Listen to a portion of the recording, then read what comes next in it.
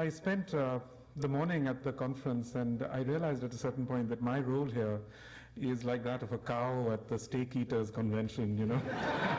Listening to the conversations and to the papers, I felt that I was in the sort of position of George Bernard Shaw in relation to Sam Goldwyn, sort of, you know, Shaw saying, all you care about, Mr. Goldwyn, is art, and all I care about is money. Because that really is, in a way, the sort of circumstance that seems to get left out of this. And I'm very, very sort of aware of it all the time, as indeed are all writers that I know.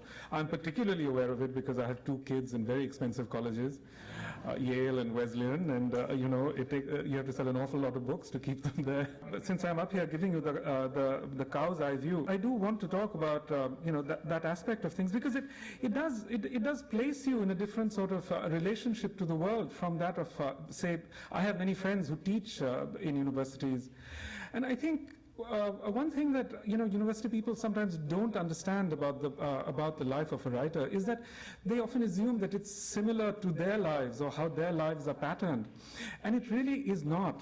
Academics are placed in the world is in some way like that of a business executive or a civil servant or someone, you know, who has a salary coming in. To make your living as a writer is in a way much more akin to being like a small business owner or an entrepreneur, a small entrepreneur really. So much of my day just goes to handling business.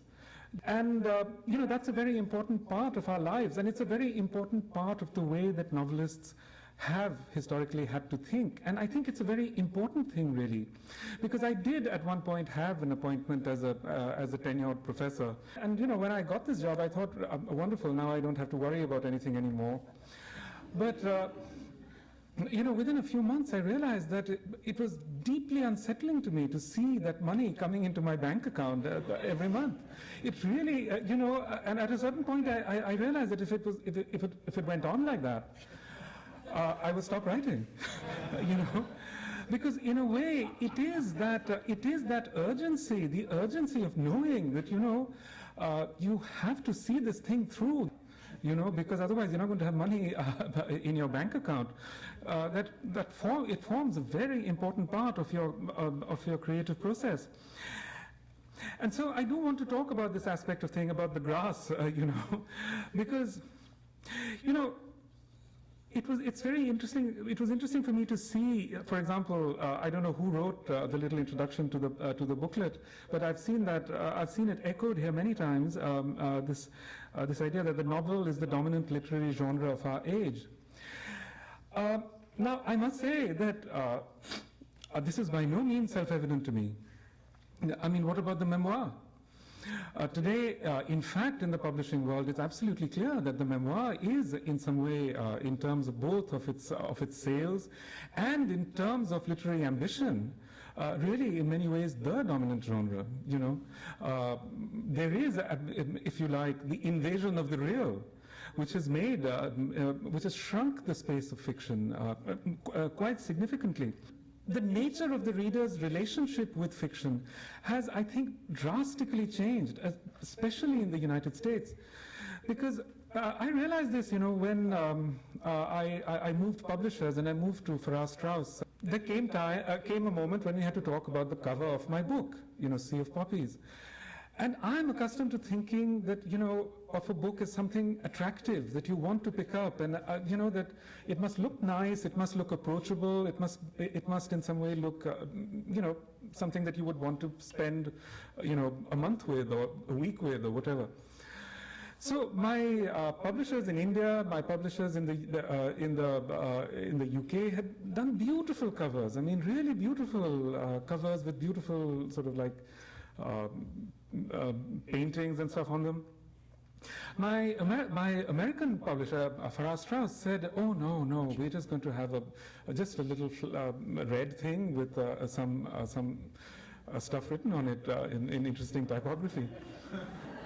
And you know, when they sent me the cover, I thought, my God, these guys just want to kill the book, because who's going to pick this thing up? You know, which looks so dull.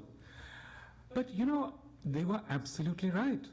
They were absolutely right. They understood their audience. They knew that the American audience will respect a dull-looking book.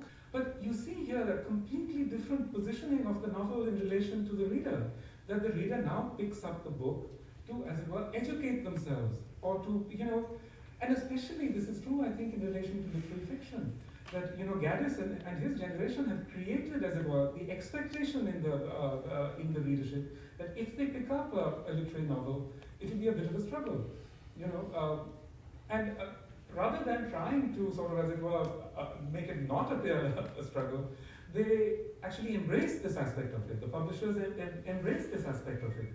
This was something which started about 10 years ago, but so much of the readership now is actually led by reading groups, that one of the things we have to do almost routinely now is that after you finish writing a book, they'll say, now we're going to work on the reading group guide. And this, I can tell you, is just about the most horrific part of the entire process. Because, you finish this book and you're sort of aching with the pain of it, and then they say, what questions do you think reading group people will want to ask each other? And why is it important? It's because many writers have now realized that, in fact, the publishing industry is reaching a point where it can no longer sustain them. They actually have to build communities of their own, that they have to build reading communities. It's clear, it stares us in the face that what happened to the music industry is what is going to happen to publishing, which is, especially with this latest Amazon decision, where, we are constantly seeing our royalties being eaten into. So the music industry now basically gives away its music in order to draw people to the performances. Where are we going to be? We don't have performances. So basically we'll just be giving away everything. So in effect, I think one of the things that writers have to be thinking about is precisely this, that writers have to think of readings, they have to think of lectures as performances that have to be monetized in some sense, that have to be, we have to stop thinking of them as something that is not content, we have to start thinking of them as something that has to be paid for. And since you are paying for this, I'm particularly glad to be here because